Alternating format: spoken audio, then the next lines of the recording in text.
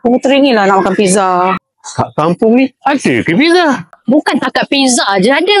Kalau ayah Umi nak tidur sini, mandi pun boleh. Pizza sambal petai. Udang sambal petai. Besar kan dia punya udang. Banyak udang dia. Lepas tu sambal dia tak pedas sangat. Tapi yang penting dia tak manis. Sedap lah pizza sambal udang petai ni. Aku tak pernah rasa ni. Pizza apa tadi kita order? Biryani kambing kan? Sedap betul ni.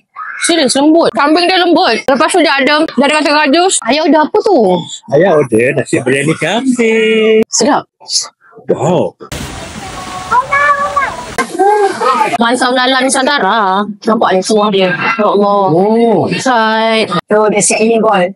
Dia nangis. Oh, betul ke? Tidak, dia nak. Sanyi tak? Terima kasih ya Anak Umi. Alhamdulillah, parents I suka dan enjoy makan pizza kat sini. Tak perlu stay pun untuk makan di Nusantara Village. I recommend sangat you all bawa family datang ke Nusantara Village, Nusantara Pizza Cafe di Kampung Bukit Cerakah, Jeram, Selangor. Parking pun luas. Next time, I nak datang stay sini, bawa anak mandi swimming pool pula.